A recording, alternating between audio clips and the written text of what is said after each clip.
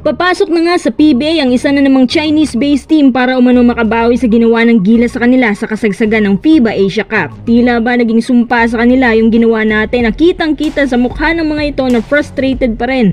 Sa pamamagitan ng Hong Kong Eastern team, susuungin nila kung gaano ba talaga katigas ang ating Philippine Basketball League. Makakabawi kaya ang team na to na nanggagalaiti pa rin sa atin? Kung hindi, abay paglaban na lang West Philippine Sea. Bago tayo magpatuloy, kung nais susuportahan ang aking channel, just click subscribe and share. Teka, para sa inyong suporta, paki-follow na rin ang ating bagong TikTok account, Sports Desk Media. Kung di ako nagkakamali, itong HK Eastern yung dating team ni Sistan sa ABL, diba? At ang team na to under sa sponsorship ng Eastern Sports Club Men's Chinese Basketball Team. Ang basketball club na ito talagang well-reserved at pinaggagastusan talaga ng malaki considering na isa nga ito sa pinakamatandang founding sponsorship sa China at Eastern clubs. Base sa aming nakalap, aware naman sila na tinalo ng Ginebra ang Bay Area Dragons na isang Chinese-based team din at mas lalong aware din sila dun sa nangyaring pagkatalo nila sa FIBA Asia Cup at isang team lang ang puntarya nila ngayon, ang Ginebra. Syempre sa Ginebra na mismo galing ang Gilas coach natin at higit sa lahat nandyan pa si Justin Brownlee. Talagang itatiming nila na maglalaro ngayon sa PBA si JB kasi siya yung main character natin na tumalo sa mga Chinese. Kaya naman sabi ng HK Eastern, babawian daw nilang Pinas sa pamamagitan ng pagtalo sa pinakamagaling na team sa PBA, especially sa Ginebra. Kung pwede pala ang Gilas na lang mismo ang kalabanin nila para mas maganda. Tingnan nga natin yung mga lineup nila. Sa naalala ko, ang center na si Chris McLaurin, ang top scorer nila dyan, averaging 20 PPG. Malakas din to sa international.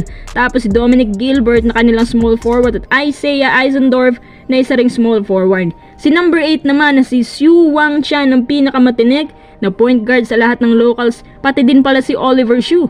At magaling gumawa ng play. May mga bagong hinahasa naman sila ng mga rookies sa HK Ball Club na sina Yin Long Chung, Wai Chun Shu, Chun Chunang at Chi Yung Shu. Naku, ang hihirap naman basahin ng pangalan ng mga to. Kung di ako nagkakamali, 6'9", pinakamatangkad sa kanila na si Yuet Yung Pok. Habang nabanggit ko kanina na sentro kanilang import ay 6'8". Balita ko nga nagpapabata daw ang HK Eastern ngayon.